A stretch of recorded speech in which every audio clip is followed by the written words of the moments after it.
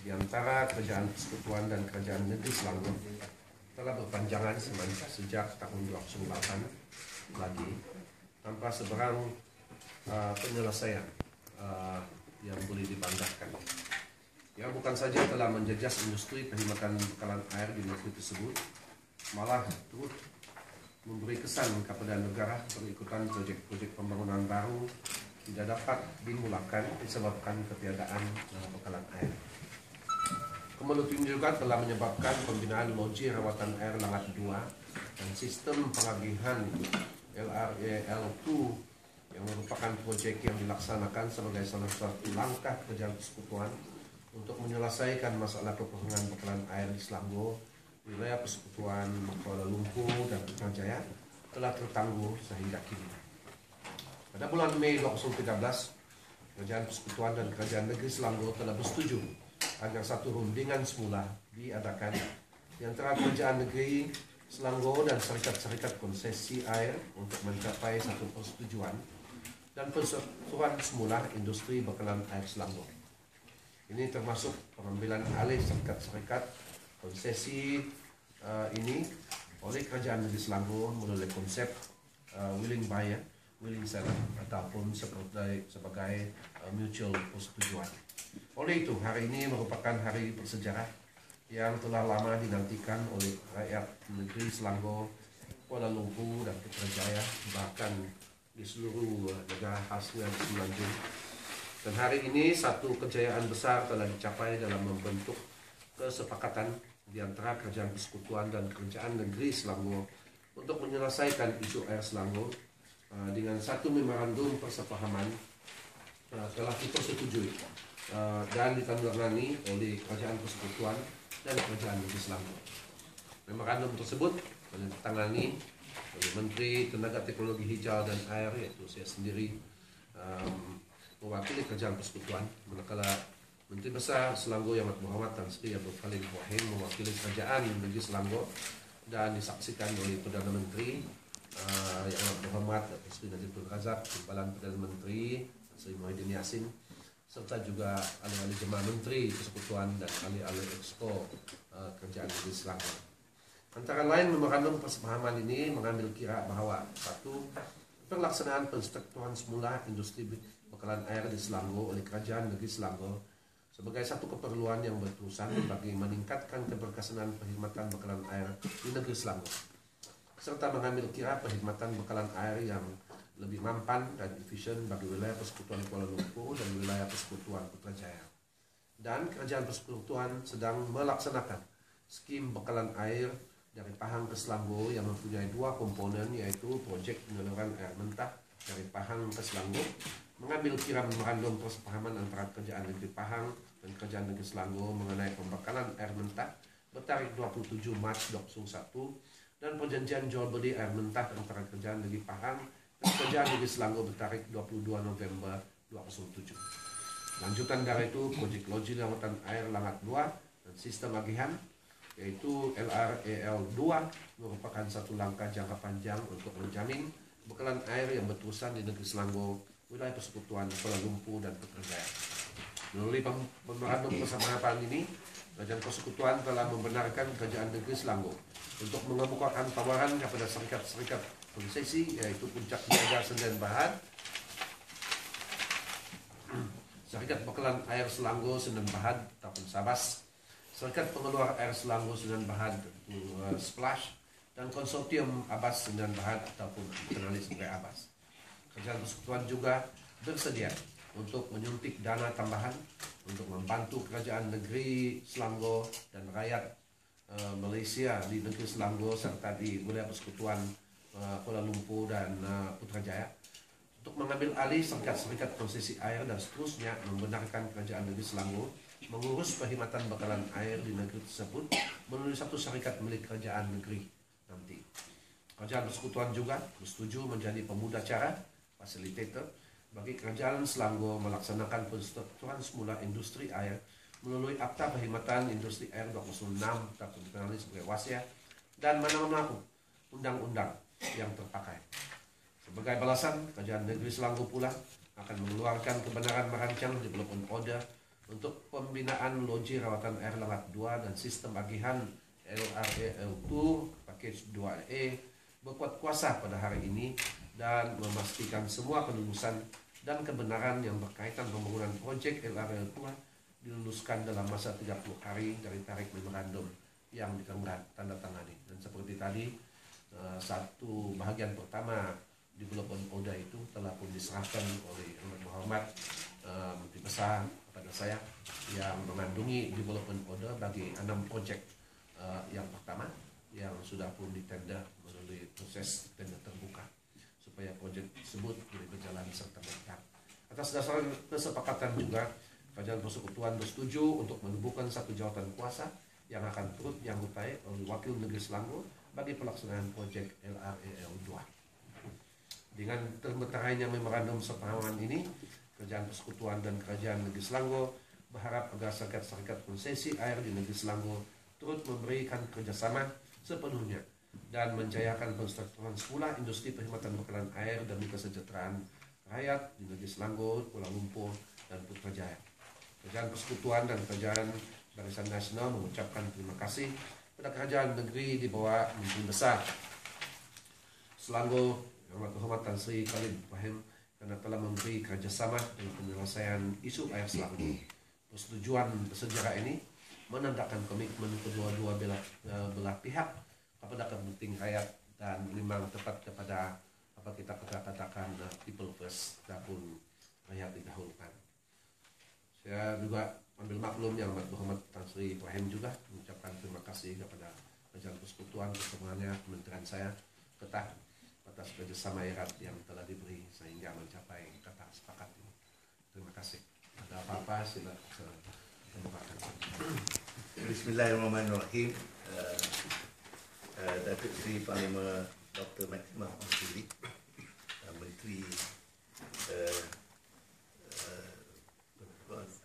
Tenaga Tata dan juga Timbalan Menteri, bersama-sama saya bawa adik-adik Esko Kerajaan Negeri yang kita bersetuju untuk melaksanakan satu penyusunan semula industri air yang kita agak sangat timely dan dalam keadaan yang sekarang sudah tentulah kita jelas tentang industri air ini mestilah disusun semula supaya menentukan setiap pengguna air di Selangor, wilayah persekutuan dan juga di Bandaraya Kuala Lumpur akan mendapat perkhidmatan air yang terbaik. Kedua, secara ringkas, Kerajaan Negeri dan disetujui oleh Kerajaan Persekutuan, syarikat Kumpulan Darul Ihsan akan ditugaskan untuk melaksanakan penyusunan semula ini dengan menawarkan kepada pemilik konsesi sejumlah 9,650 juta ringgit ataupun 9.65 bilion sebagai pampasan kepada penyusunan semula tersebut. Dan daripada angka tersebut 1,972 ringgit, iaitu 1.972 bilion adalah pembayaran kepada ekuiti-ekuiti yang dimiliki oleh syarikat konsesi ini. Dan lebihnya 7,680 juta ataupun 7.8 bilion merupakan pinjaman dan bon-bon yang ada di dalam syarikat-syarikat konsesi itu yang akan diambil alih oleh pengurusan aset air negara berat dan penyusunan aset air tersebut akan melunaskan hutang-hutang tersebut untuk menentukan semua hutang-hutang yang dimiliki oleh syarikat konsesi ini dibayar. Dan selain daripada itu, Kerajaan Persekutuan bersetuju melalui PAR dalam dalam surat persefahaman ini memberikan 2 juta kepada Kerajaan Negeri Selangor, 2,000 juta. 2,000 juta kepada Kerajaan Negeri Selangor untuk melunaskan pembayaran ekuiti tersebut. Jadi kesemuanya sudah. Di samping itu, Kerajaan Persekutuan bersetuju untuk menuntukkan 900 juta untuk menentukan program mitigasi air ini dilaksanakan sekarang.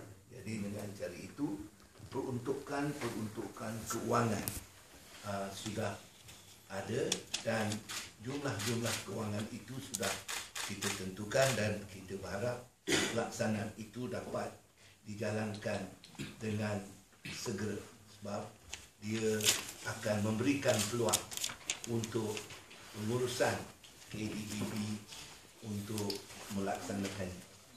Ada 3 tugas baru yang kita nak memperkenalkan tanggungjawab kita dalam proses penyusunan semula. Pertama, dalam masa 6 bulan, kita akan memberitahu kepada semua pengguna tentang keadaan apa yang dipanggil non-revenue water, iaitu peratus air yang terawat yang terlupus. Maknanya the non-revenue water buat masa sekarang di bawah jagaan Syabas ialah 33%. Maknanya daripada 100%, 33% daripada air terawat tersebut tidak dapat digunakan.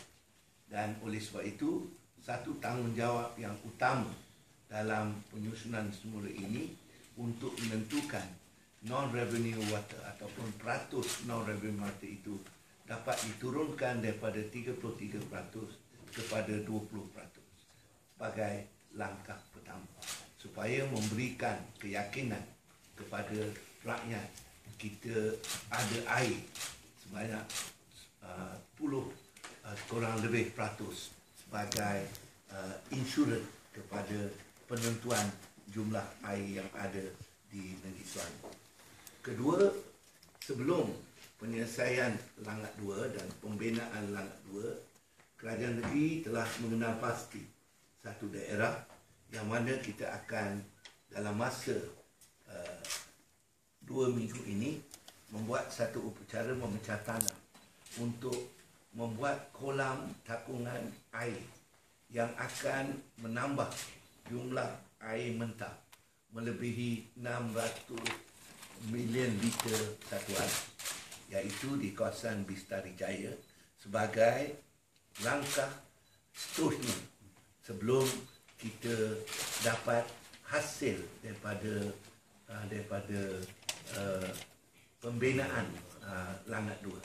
Jadi oleh sebab itu, dengan cara itu masyarakat di negeri Selangor, wilayah persekutuan dan juga di Bandaraya Kuala Lumpur akan dapat kumpulan-kumpulan air yang mana mereka tidak lagi khawatir tentang ketiadaan air. Dan kita mencadangkan bersama dengan Langat 2, projek itu akan diteruskan apabila berjaya untuk mendapatkan sekurang-kurangnya 3,000 million liter satu hari dalam usaha supaya rakyat negeri Selangor, wilayah persekutuan akan mendapat kumpulan air yang terawat sehingga 2050. Jadi itu dia punya rancangan.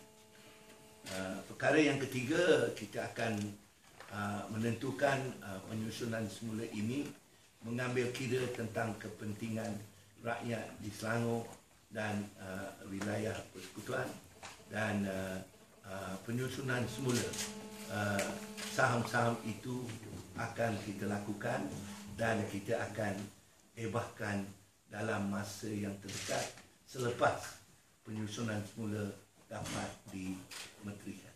Terima kasih. Okey, ada apa-apa soalan? Tan Sri, maksudnya lepas ni Syabas Macamnya Sabah semua tak ada lah. Dia semua syarikat-syarikat itu akan diambil alih dan dikumpulkan di bawah sebuah anak syarikat ataupun dipanggil special worker purpose vehicle, anak syarikat yang dimiliki 100% oleh kumpulan Darul Ihsan Berhad, yang mana kumpulan Darul Ihsan Berhad dimiliki oleh 100% oleh kerajaan negeri. Berapa lama yang proses ambil alih? Proses ambil alih dijalankan, dia ada proses. Kita akan membuat tawaran pada hari ini. Dalam masa 2 minggu kita akan menerima keputusan daripada tawaran tersebut, dan kita jangkakan program ini akan berlangsung selama 3 bulan untuk mengadakan tawaran pengambil alihan. Saya ingin jelaskan di sini, pengambil alihan ialah secara pembelian equity. Berarti saham-saham itu ditukar pemiliknya, dan oleh sebab itu semua tenaga kerja dalam syarikat-syarikat berkenaan adalah tetap menjadi pekerja di syarikat-syarikat tersebut. Tapi penyusunan semula itu dilakukan. Jadi oleh sebab itu tak ada perubahan dari segi tenaga kerja, tetapi perubahan daripada segi penyusunan semula aset-aset tersebut. Ataupun pengurusan sekali lah. Termasuk pengurusan dan tidak termasuk pemilik saham. So pemilik kerja tetap lah, maksud tak ada pembawa kerja lah. Tak ada. Itu kita satu daripada strategi yang kita persetujui dengan Kerajaan Persekutuan. Pengambil alihan itu dibuat secara equity. Maknanya pemilikan equity itu ialah kita memiliki saham syarikat dan memiliki semua harta-harta pekerja-pekerja dan juga aktiviti-aktiviti syarikat. Okey? Selepas ambil alih konsesi syarikat air, adakah ia akan menyelesaikan masalah water shortage? Sudah tentu sekarang bebannya sekarang bersama saya dan Exco dan KDEB untuk menyelesaikan perkara ini. Dan kita percaya oleh kerana penyusunan semula berlaku, terdapat satu keadaan efisiensi. Maknanya orang yang memiliki dan menguasai ampangan tidak takut untuk melepaskan air, sebab dia yang bersama-sama dengan pemilik untuk loji pembersihan air. Orang loji pembersihan air bekerja kuat untuk menentukan air terawat disalurkan melalui syarikat yang sama. Jadi daripada 4 syarikat yang menjalankan berbagai operasi, sekarang tinggal 1 syarikat yang menjalankan operasi daripada air mentah sampai pipe di depan rumah. Itu dia punya. Itu sebab penyusunan semula ini bukan satu perkara baru. Ini diluluskan oleh Parlimen Malaysia pada tahun 2006 di bawah Akta 655, iaitu Akta Air dan Penyusunan Semula. Jadi oleh sebab itulah kerajaan negeri bersetuju bahawa cara ini ialah cara yang terbaik untuk menentukan pengurusan air yang lebih mantap lagi. Bagaimana kita nak tambah di situ dengan adanya memorandum persepahaman, satu penstrukturan itu pasti pun akan membantu penyelarasan dan seterusnya, dan peranan syarikat-syarikat konsesi di bawah naungan hak milik Negeri Selangor nanti. Dan memang satu daripada hasil persetujuan ini adalah supaya Langat 2 dan skim keseluruhan itu berjalan. So, jangka panjang itu adalah sesuatu yang memang amat diperlukan bagi pengguna air di Negeri Selangor, wilayah Persekutuan dan di Putrajaya. Esok saya akan melawat Turbung itu, dan sebenarnya dah bersambung sudah, ya. Dan I think we can tap some amount of water from there. malangnya karena tergendala pembinaan treatment plant, maka the whole 1.6 billion water belum lagi boleh digunakan. Tapi untuk jangka panjang itu, dan masa yang sama dikatakan tadi juga 909 juta ya dalam perancangan, sebahagian sudah dilaksanakan untuk program proyek-proyek mitigasi untuk memastikan supaya keperluan air dalam interim period itu sedaya upaya bekerjasama dengan pihak negeri untuk memastikan proyek-proyek mitigasi itu dapat dijalankan. Ini sebahagian pembesaran logi, upgrading teknologi pam-pam, ada juga sebahagian NRW ya, dan karena sebelum hari ini sebahagian proyek itu dapat dijalankan karena dia perlu development order ya. So we hope that we can really go for it, putting the people first dengan adanya perjanjian ataupun persepahaman yang ada. Datuk Sri, MOU ini dijadualkan hari ini ataupun dipercepatkan kerana krisis air yang sedang berlaku? Tak, memang kita sudah 6 tahun kerja ni. Saya kerja 8 bulan lah. Karena ini begitu terbuka dan kami put the people first, we are able to find the common grounds to seal it today, and I think it is for the people, yeah, because put our interest the people first, dan itulah satu penyelesaian yang saya rasa begitu cepat sebenarnya dalam tempo tersebut karena keterbukaan untuk mencari penyelesaian kebaikan rakyat. Walaupun Selangor bukan barisan, but we want to make sure that the people come interest comes in first, and we work very hard 8 bulan, 7 bulan lebih, and we find the common ground to proceed. Bila agak-agaknya Langgat 2 akan beroperasi? Now DO dah diserahkan tadi 6 projek pertama, okay, and as soon as it's awarded, then they can enter now.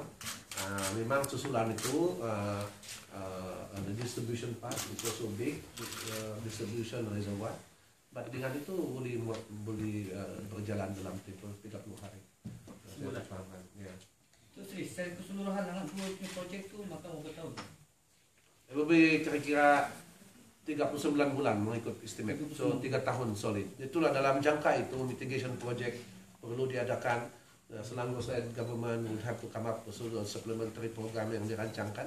Sebelah kita sebahagian telah pun rancang itu, dan kita akan perketatkan lagi perancangan untuk dan federal government has committed that we will help and we will spend and contribute untuk making sure that there is sufficient water until Langgat produces air di titik pertama tu yang dijangka 3 tahun. Kos berapa? Costing? Well, 900 million for mitigation and 900 million for mitigation untuk the next. Sebahagian itu telah pun dilaksanakan, and I think we will akan tambah lagi mengikut jadwal yang telah pun dibincangkan oleh pegawai-pegawai. Langgat proper, of course, that will now jalan. So kalau tak apa-apa hal tahun ni start lah projek. Oh ya, I'm hoping, I think because fasa pertama sudah ditender secara terbuka, and once that is awarded, we expect with the DO they can take possession of site and get ready. In fact, I think we will have to review to push them to complete lebih awal. Pertama saya supaya tidak terlupa bagi pihak rakan-rakan daripada Exco Negeri dan saya ucapkan terima kasih atas kerjasama yang diberikan oleh Kementerian Penasihat Undang-Undang Negara AG, PAAB dan juga SPAN yang memang betul lumus untuk menjayakan program ini, dan Datuk Seri, terima kasih. It's a pleasure working with you. And then because we have this bottom line to get, and jadi a few of our friends that yang Timbalan Menteri yang bersama-sama mencari jalan bagaimana penyelesaian ini akan memberi kebaikan kepada seluruh rakyat yang menjadi pengguna kepada air Negeri Selangor. Bagi sihat bagi pihak kerajaan.